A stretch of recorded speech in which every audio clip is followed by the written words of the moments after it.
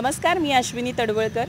BR news चॅनलच्या घे भरारी या कार्यक्रमात मी तुम्हा सर्वांचं हार्दिक स्वागत करते. आज आपण मनाचा वेध घेणाऱ्या आणि योग्य वयात योग्य वेळी समुपदेशन करणाऱ्या अशा एका तज्ज्ञ व्यक्तीकडं भेटायला आलो आहोत, मार्गदर्शन करून घेण्यासाठी आलेलो आहोत.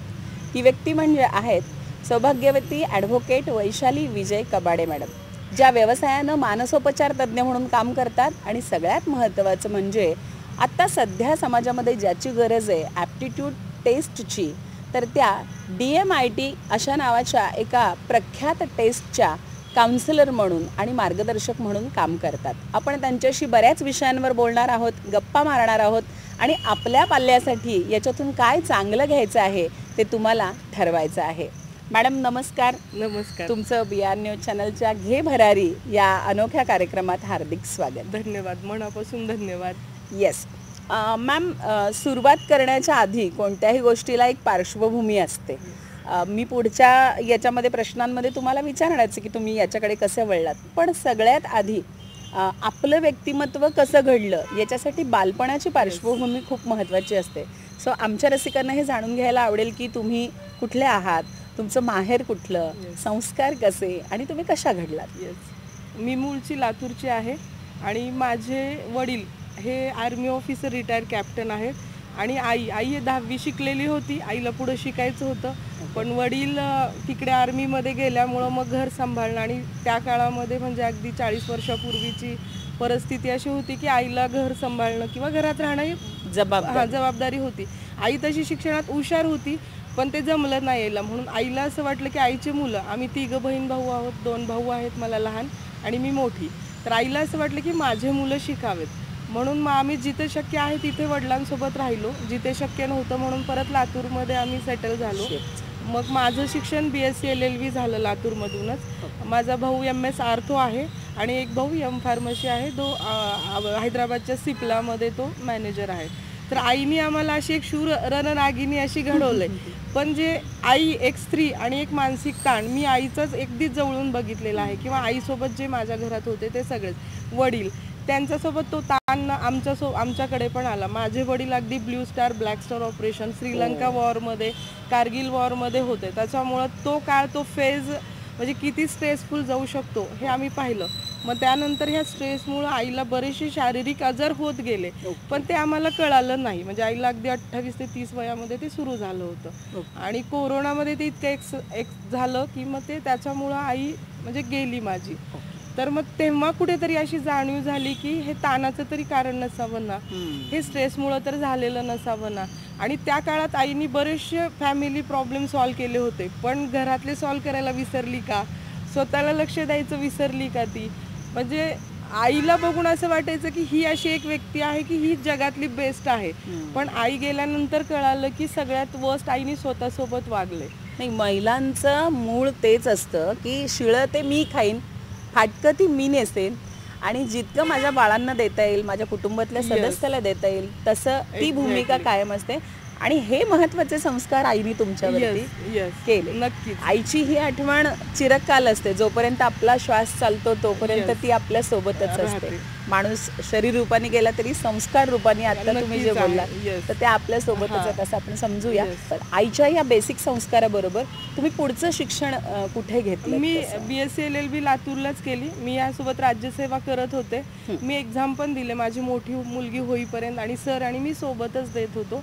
पण सरांची पोस्ट चांगली मिळाली, बदल्या होत्या सतत, आणि त्यामुळे मी ठरवलं की मी घरी राहायचं किंवा मी मुलगी आणि घर सांभाळायचं. कारण सरांच्या उद्देशाने असं होतं की तेही काही कमी जबाबदारीचं काम नाहीये.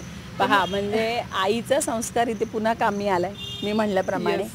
आणि चंद्र कितीही गोलाकार किंवा चंद्रकोर दिसला तरी तो कधी कधी आभाळाच्या मागे झाकला जातो. म्हणजे परत इथली आई जागी झाली आणि आहोंचं करिअर. सो आपण 2 पावले मुलांसाठी मागे येऊया. हा कॉम्प्रोमाइज, दॅट इज ग्रेट.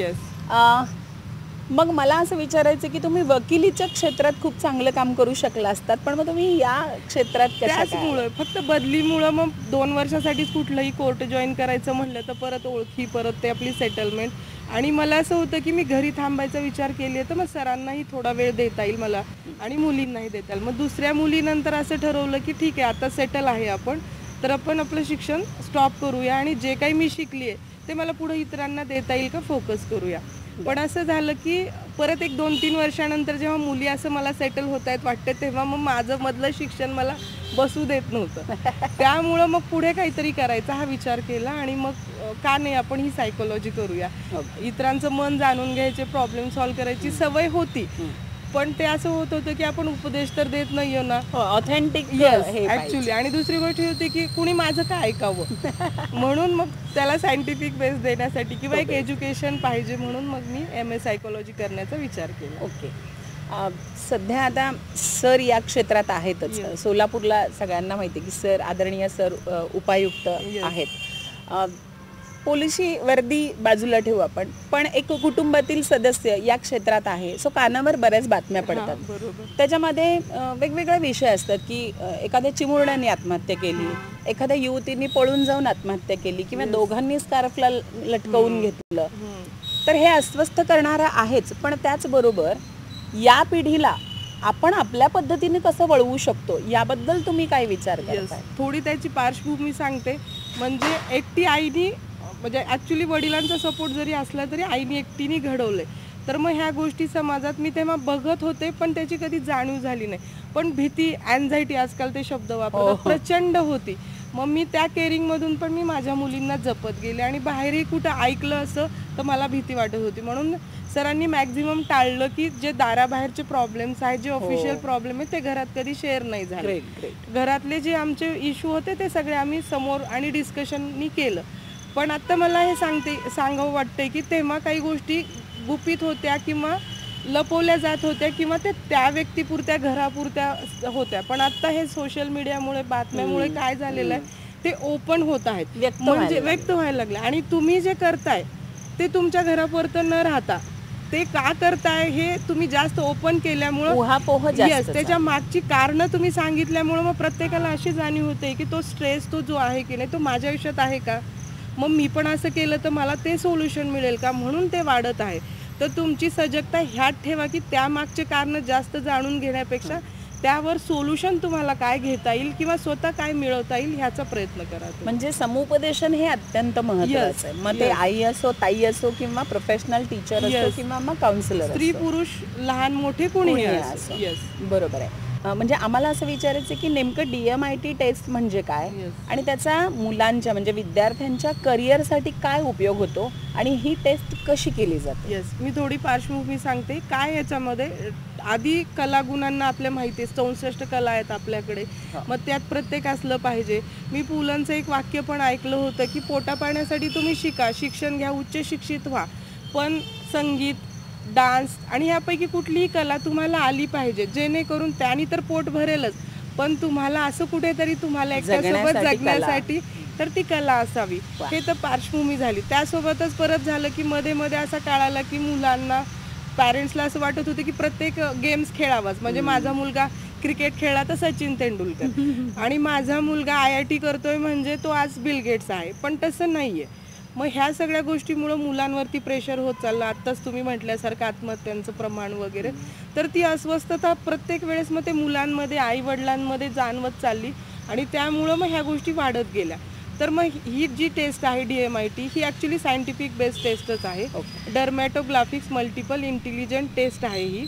तर ही काय आहे, तुमच्या त्वचा ज्ञानाची टेस्ट आहे. म्हणजे तुमच्या बोटांच्या 10 बोटांच्या फिंगर्सच्या प्रिंटवरून ती टेस्ट केली जाते.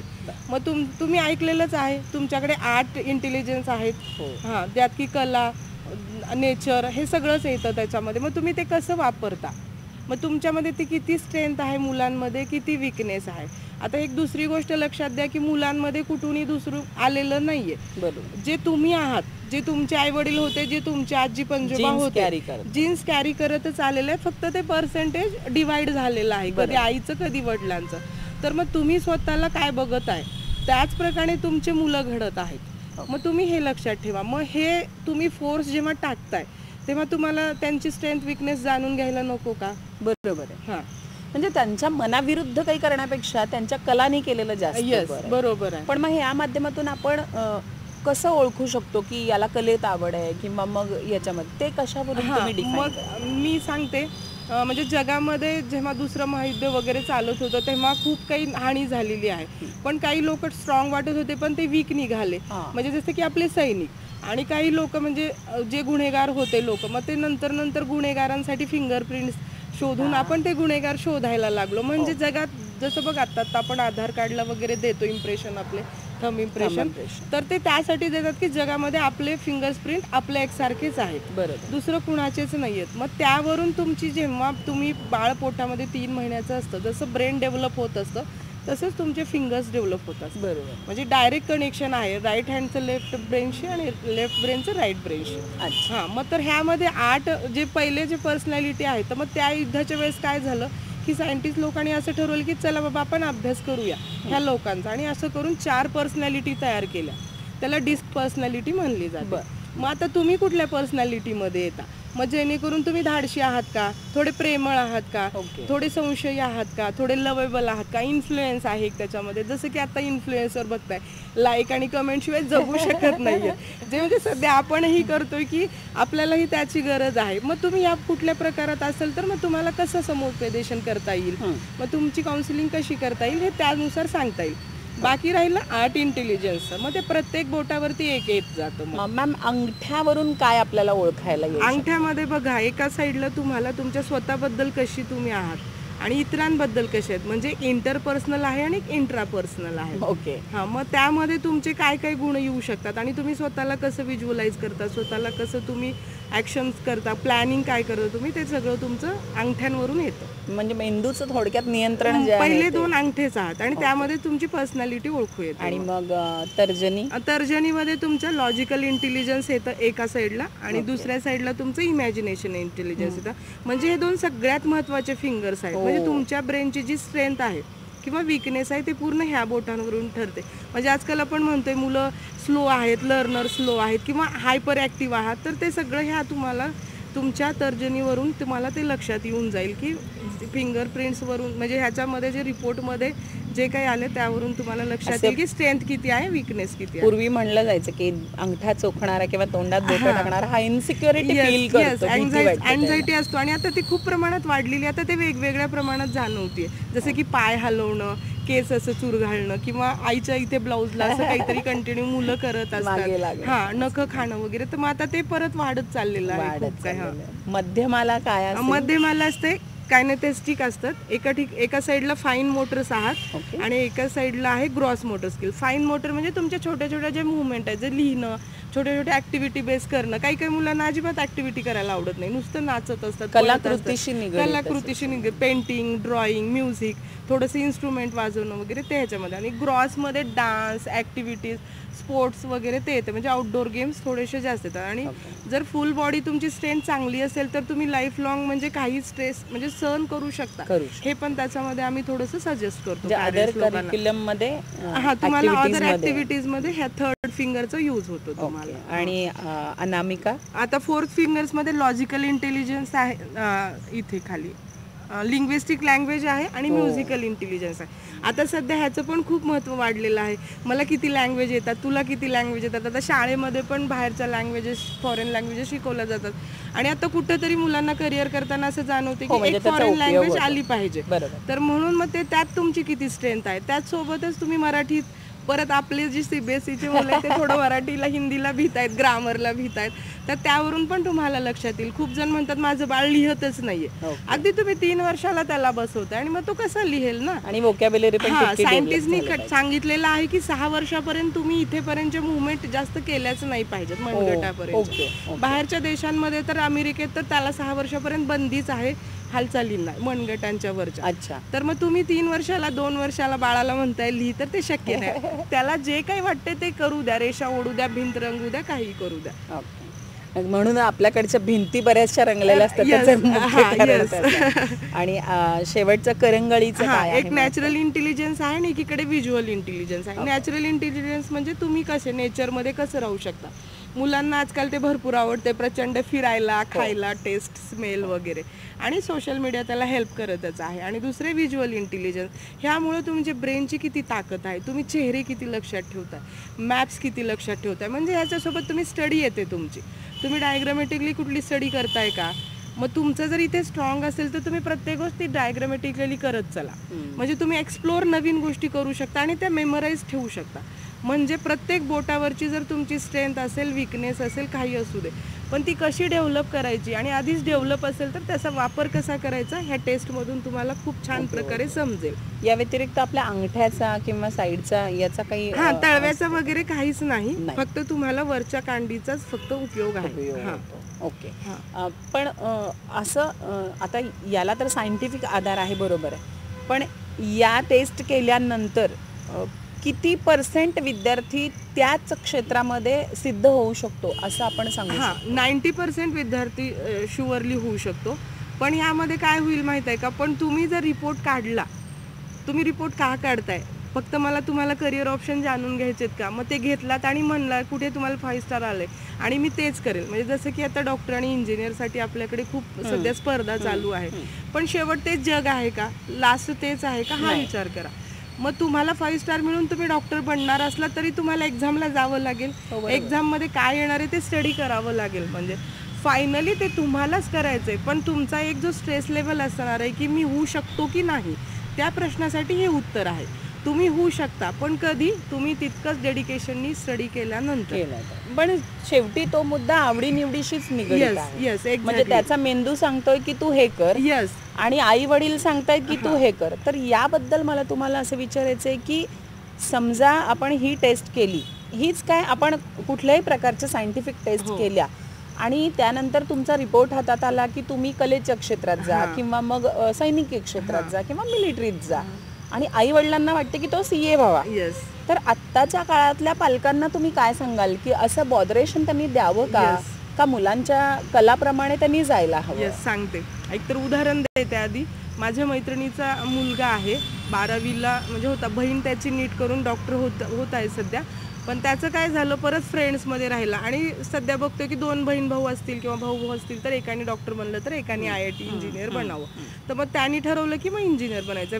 पिअर प्रेशर म्हणतायत आजकाल त्याला, की मित्र म्हणतायत, टीचर्स म्हणतायत, वडील म्हणतायत, लहानपणापासून काहीतरी बघितलंय आपण, म्हणजे कोणीतरी म्हणतंय, आपण काय म्हणतोय ते नाही. कुठेतरी तो 2 वर्ष JEEची तयारी केला त्याने आणि एक्झामच्या आदल्या दिवशी तो म्हणतोय की मला JEE अभ्यास होणार नाही आणि मी क्लिअर होणार नाही.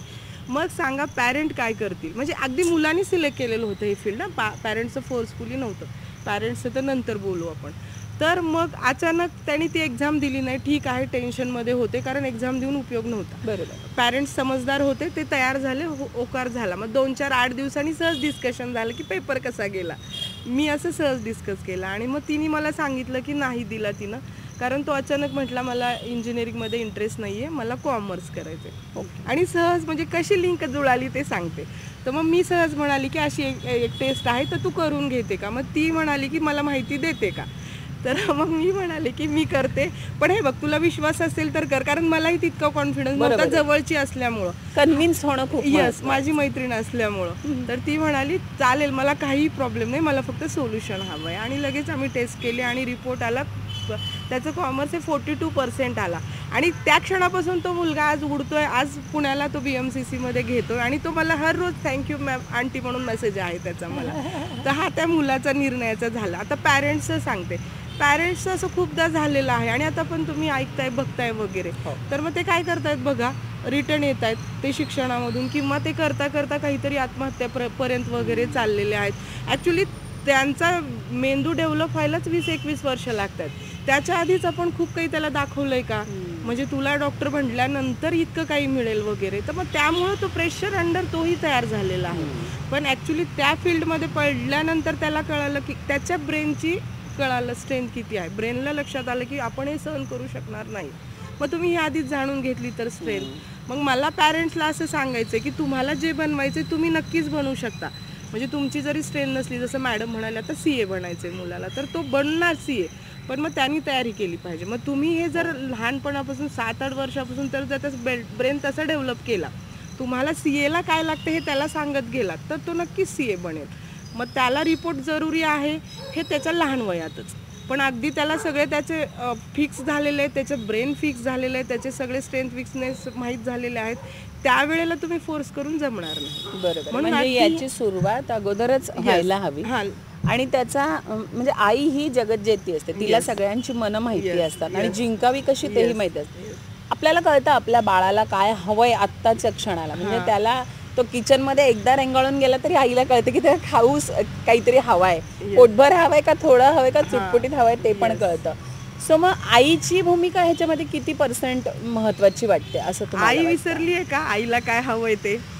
नाही. यस, आई विसरली. ऍक्च्युली आईला काय हवंय ते आई नक्कीच विसरली. म्हणजे प्रत्येकाची आई विसरली. हे आईला दुसऱ्यांना काय हवंय ते मुलांकडून ते करून घ्यायला तयार झाली आई. म्हणजे मुलाला काय पिण्यापुरतं ठीक आहे, पण मुलाला अगदी 20 वर्षानंतर 40 वर्षानंतर काय हवं हे खरंच कुठल्याच आईला माहिती नाहीये. म्हणजे अगदी ते मुलाला स्वतःला माहिती नाहीये. कुणाचं तरी मूल काहीतरी त्याला हवंय किंवा तो बनतोय म्हणून. बघा आता खूपदा बघितलंय, नेक्स्ट इयर तू मला स्टेजवर पाहिजेस. पण का ना, तुम्ही होता का तुमच्या लहानपणी स्टेजवर? हा प्रश्न तुम्ही सगळ्यांनी स्वतःला विचारा हा प्रश्न. मग आईलाच माहिती नाही आईला काय हवंय किंवा तिच्या मुलाकडून तिला काय हवंय. मुलंही विसरलात त्यांना पॅरेंट्स करून काय हवंय आजकाल. म्हणजे यावरती मला असं वाटतं की नुसतं बोलणं नाही तर क्वालिटी टाइम देऊन बोलणं हे जास्त महत्त्वाचं, खूप जरुरी आहे. टेस्ट ही अशी खूप काही तुमच्या आयुष्यात जरुरी नाहीये, पण तुम्ही तुमचं बाळ पहिल्या म्हणजे राहिलेल्या दिवसापासून ओळखताय ना. अगदी म्हणजे 40-50 वर्षाचं बाळ होईपर्यंत तुम्ही बघताय. मग तुम्ही त्या क्षणापासून जरी तुम्हाला ओळखायला चालू केलात तुम्ही की त्याच्यात काय कमी काय जास्त आहे, त्याचं फोकस कुठं आहे, तर नक्कीच तुम्ही विदाऊट टेस्टचं पण हे डेव्हलप करू शकता. फक्त एवढंच आहे की आता सगळे आपण कन्फ्युजन माइंडमध्ये असल्यामुळं मग तुम्हाला पटकन एक सोल्युशन, आणि हे खूप चांगलं सोल्युशन आहे म्हणून मी DMIT टेस्ट तुम्हाला सजेस्ट करत आहे. मॅम, या DMIT टेस्टमध्ये नेमकं काय केलं जातं? म्हणजे कशा प्रकारची टेस्ट आहे ही, याची माहिती आम्हाला द्या. यस, ही तुमच्या फिंगर्सवरून केलेली टेस्ट आहे. 10 फिंगर्सचे तुमचे फिंगरप्रिंट्स घेतले जातील. त्यावर 70 पानाचा रिपोर्ट येतो. त्याला 1-2 दिवस लागतात आणि त्यानंतर मग तुम्हाला त्या रिपोर्टमध्ये तुमची पर्सनॅलिटी कोणती, मी जसे मगाशी म्हणाली की डिस्क पर्सनॅलिटी, 4 पर्सनॅलिटीपैकी तुमची प्रायमरी पर्सनॅलिटी कुठली येईल.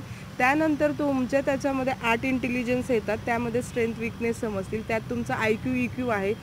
आजकाल ते लर्निंग स्टाईलचं झालेलं आहे. मुलं कुठल्या लर्निंग स्टाईल म्हणजे कुठल्या पद्धतीने व्हिज्युअल आहेत, ऑडिटरी आहेत की ॲक्टिव्हिटी बेस आहेत तेही तुम्हाला त्यात समजेल. IQ EQ मुळे मुलांचं क्वोशंट तुम्ही कुठं जमणार आहे, इंटेलिजंट क्वोशंट, त्यांचा इमोशन क्वोशंट हे. त्याबरोबरच तुमच्या अदर ॲक्टिव्हिटीजमध्ये मुलांना तुम्हाला टाकायची इच्छा असेल तर तुम्ही तिथे कुठे टाकू शकता त्यांना. आणि त्यासोबत तुम्हाला जवळपास 150 करिअर ऑप्शन काढून दिले जातील, ज्यामध्ये तुमच्या मुलाला आवड आहे असे करिअर ऑप्शन आहेत त्यामध्ये. मग त्यात तुम्हाला स्टार वाईज तुम्हाला सजेस्ट केलं जाईल की कुठलं तुम्हाला योग्य आहे आणि कुठलं अयोग्य आहे. तर मग अशा पद्धतीची ही टेस्ट आहे. त्यामुळे तुम्हाला म्हणजे पूर्णच क्लिअर होऊ शकता तुम्ही ह्यामध्ये की तुमचा मुलगा हा कुठल्या फील्डमध्ये आणि किती आनंदाने जाऊ शकतो. नक्कीच टेस्ट नंतर म्हणजे कल अगदी स्पष्ट आपल्याला पाहायला मिळेल. ही 90% शास्त्रशुद्ध आहे टेस्ट. मॅमनी आता आपल्याला इतकं छान सांगितलंय की या टेस्ट बरोबरच आपली आई आपल्याला ओळखणं किंवा तिने मन जाणणं, संवाद साधणं, गुणात्मक वेळ देणं हे किती महत्त्वाचं आहे. पण मला मॅम असं म्हणायचं आहे की आई हे सगळं जाणते, बरोबर आहे.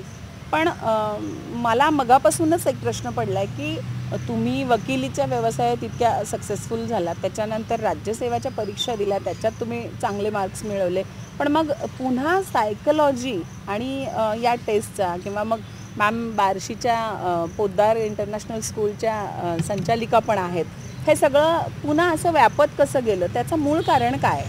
त्यातूनच आलं ते की मी 2-3 वर्ष घरी बसले, म्हणताच येत नाही, मुलींना छान सांभाळलं, ती जबाबदारी होती घरी. कुठलीही आई घरी बसत नाही. मी तर म्हणेन की आई जे काम करते ते जगात कुणी करू शकत नाही. म्हणजे पगार देऊन जरी आपण ठेवलं तरी ती बाई एका दिवसात पळून जाईल. मगाशी जसं म्हटल्यासारखं सरांनी म्हणाले की तुला घरी राहणं म्हणजे खूप मोठं जबाबदारीचं काम आहे आणि ते करता करता कुठेतरी जाणवलं की माझं शिक्षण जे आहे ते थोडंसं मागे पडतंय का, त्याचा उपयोग होत नाहीये का. मग त्यासाठी असा विचार आला की आपण शाळा करूया का. मुलं आवडत होते आणि ओळखी पण खूप सारख्या बदल्या झाल्यामुळं झालेल्या होत्या, तर मग शाळा करण्याचा निर्णय घेतला. आणि तिथे काय झालं की माझी मुलगी स्वतःच खूप ॲक्टिव्ह होती, हट्टी होती, अवकळ होती. तर तिच्यासाठी तिला जे हवं होतं, म्हणजे खरंच ते मल्टिपल इंटेलिजन्स जे म्हणतोय ना, तिच्यात सगळंच होतं ते. तर तिला कुठंतरी कमी पडते म्हणून तिच्या दृष्टीने आणि माझा काहीतरी सोर्स होईल म्हणून स्कूल काढण्याचा विचार केला. मग त्या स्कूलला कोरोना काळामध्ये 4 वर्ष गेले तरी सेटल होते, म्हणजे आम्ही कुणाचंच काहीही तिथे नुकसान होऊ दिलेलं नाहीये. पण त्याच्यानंतर परत कोरोनानंतर स्क्रीन टायमिंग मुलांची वाढली. मग ह्यामुळे काय झाले, मुलं जास्त हट्टी होत गेले. आणि पॅरेंट्स आपणही आता हे कसं एकच लाईफ आहे म्हणून सगळंच मुलांना देण्याचं सुरुवात केली आपण, म्हणजे दोन्हीकडून चुका होत गेल्या. बरोबर. मग ह्यासाठी काय झालं, मुलं खूप हट्टी होत गेले. पण आपण ते जाणून घेतोय का ते का हट्टी होत आहेत. मग मी तो प्रयत्न केला. आई बाबांनाही तितका वेळ नाही, म्हणजे दोघेही वर्किंग असले किंवा जरी आई घरी असली तरी सुद्धा काही गोष्टी या अशा सुटत चालल्या. यस, मग त्यातून सुटका करण्यासाठी आपण मुलांना त्यात गुंतवलं ऍक्च्युली. आणि मग हे जाणून घेण्यास मग मी माझ्या मुलीसाठी काय केलं की मग ते शाळा असं विचार केला की बाबा चला, माझी मुलगी नाही तर नाही पण तिच्यासारखे इतर खूप जण आहेत तर ते करू शकतील. आणि त्या शाळेला रिस्पॉन्स मला खूप छान भेटला. आणि मग तिथे कुठंतरी झालं की मुलं आजकालचे अवखळ आहेत. पॅरेंट काय म्हणतात, माझं मूल खूप ऍक्टिव्ह आहे, हायपर ऍक्टिव्ह आहे म्हणतात आजकाल. तर मग त्यांचं ते जाणून घेण्यासाठी मग कुठेतरी विचार आला आणि इतरांना मदत करत होते. त्यांचे जे मानसिक प्रॉब्लेम होते, घरगुती प्रॉब्लेम होते ते सॉल्व्ह करत होते. मग तिथून जाणीव झाली की आपण मग अभ्यास करूया का, डीपमध्ये जाऊया का.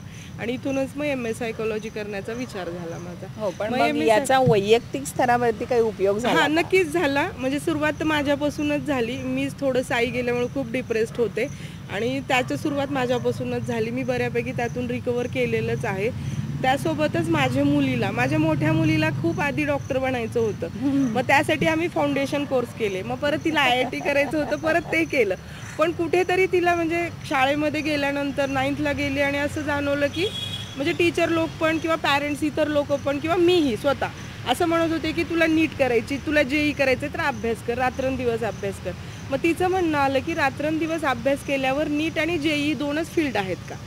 मग इथे कुठंतरी मला म्हणजे लागलं, माझ्या मनाला खूप जोरात लागलं. जसं मॅडम मगाशी म्हणाल्या की तुम्ही वास्तव त्यांच्यावर बर्डन टाकताय का, तर मी केलं.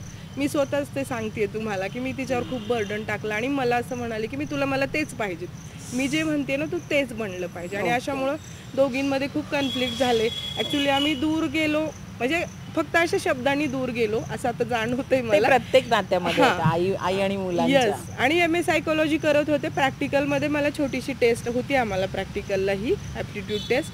पण तिथे मग डिस्कशनमध्ये असं जाणवलं की इतर लोक पण सांगत होते, म्हणजे माझे बॅचमेट काही ऑटिस्टिक मुलांचे आई वगैरे पण आहेत, पॅरेंट आहेत, त्यांनी किती स्ट्रगल केलंय हे मला खूप जाणवलं तिथे. आणि मी ठरवलं की चला मग आपण तिची टेस्ट करून घेऊया. तर मी स्वतःच तिची टेस्ट करून घेतली आणि मला तिथे जाणवलं की तिचं ब्रेन जे तिला सांगत होतं, जे सतत इन्स्टिक्ट देत होतं की तिचं नीट JEE करिअर नाही आहे, ते रिपोर्टमध्येही जाणवलं मला. आणि ते बऱ्यापैकी ते खरंच आलं रिपोर्टमुळं. आणि त्याचं सगळ्यात म्हणजे ह्या रिपोर्ट करण्याचा, अभ्यास करण्याचं मी सगळ्यात मोठं उदाहरण आहे. आणि आता तिला खूप छान पर्सेंटेज आलेले आहेत 10वीला, तर तिला सध्या कॉलेज पण छान भेटलेलं आहे पुण्यातलं. आणि त्यानंतर मी ठरवलं की मग मी ह्याचा कोर्स करेल आणि डीप अभ्यास करेल. तर मी ह्याचा परत MA सायकोलॉजी नंतर डीप अभ्यास केला आणि मग मी घरापासूनच सुरुवात केली टेस्टची. ग्रेट. कोणत्याही अनुभवाच्या क्षेत्रात जाताना अनुभव जे आहेत ते खूप महत्त्वाचे असतात आणि तेच आपल्याला इथे यांच्या शब्दातून जाणता आलेत. मॅम, सोलापूरकरांना काय सांगाल तुम्ही तुमच्या या अनुभवाच्या बेसिसवर? यस, माझा तर अनुभव टेस्टबद्दल खूप छान आलेला आहे. माझे भरपूर क्लायंट झालेले आहेत, माझे शाळेतले विद्यार्थी आहेत, माझे मित्रमैत्रिणींचे मुलं आहेत, त्यासाठी खूप फायदा झालेला आहे टेस्टचा. त्यासोबत त्यांना त्यांच्या मुलांसोबत कसं बिहेवियर, म्हणजे ॲक्च्युली ही टेस्ट मुलांचं काहीतरी सुधारण्यासाठी नाही, नक्कीच ही टेस्ट तुम्हाला पॅरेंटिंगसाठी खूप हेल्पफुल टेस्ट आहे. आणि तुम्ही जर एकासोबत जर बदल करू शकत असाल ह्या टेस्टमुळे, तर तुमचं पूर्ण फॅमिलीमध्ये ह्यात समुपदेशन होतंय आणि पूर्ण फॅमिलीचं यामध्ये डेव्हलपमेंट जी म्हणतोय आपण आत्ताची, जी गरजेची आहे मानसिक ताणतणाव सोडून, तर ती नक्कीच ह्या टेस्ट तुम्हाला उपयोग करेल. Yes ma'am. मेंटल पीस हे गुळगुळीत जे शब्द आहेत ते आपल्या शास्त्रांनी, आपल्या वेदांनी, आयुर्वेदांनी आणि पुराणांनी आधीच सांगितलेले आहेत. म्हणून तर फार शांततेला महत्त्व दिलं जायचं. जे की गृहस्थाश्रम असो किंवा वानप्रस्थाश्रम असो, अशा आश्रमांना खूप पूर्वीपासून म्हणजे गुरुकुल पद्धती टाईपमध्येच तेव्हापासून महत्त्व होतं. आता आपण ते करू शकत नाही, पण आपल्या घराचं मंदिर कसं करायचं हे आई ठरवू शकते. आणि पालक म्हणून 100% आईची जबाबदारी जास्त असते. तुम्ही मान्य करा अथवा न करा, पण हे अधोरेखित केलेलं आहे आणि काळ त्याला साक्षीदार आहे. पण अशा पालकत्वाला म्हणजे सुजाण पालकत्वाला जर अशा आधुनिकतेची जोड मिळाली तर आपण नक्कीच आपल्या बाळांना उज्ज्वल तारा बनवू शकतो. आणि हे आपल्याला वैशाली मॅमनी अतिशय सुंदर शब्दामध्ये सांगितलं आहे. मॅम, खरं तर एक आई म्हणून आणि BR न्यूजची कार्यकारी संपादक म्हणून आणि सोलापूरकर म्हणून तुमचे खूप खूप आभार मानते, कारण तुम्ही आमच्या प्रेक्षकांना अनमोल माहिती दिलेली आहे. तेव्हा आपण मॅमचे आभार मानूया आणि इथे थांबूया. पुन्हा भेटूया घे भरारीच्या नव्या एपिसोडमध्ये. तोपर्यंत नमस्कार.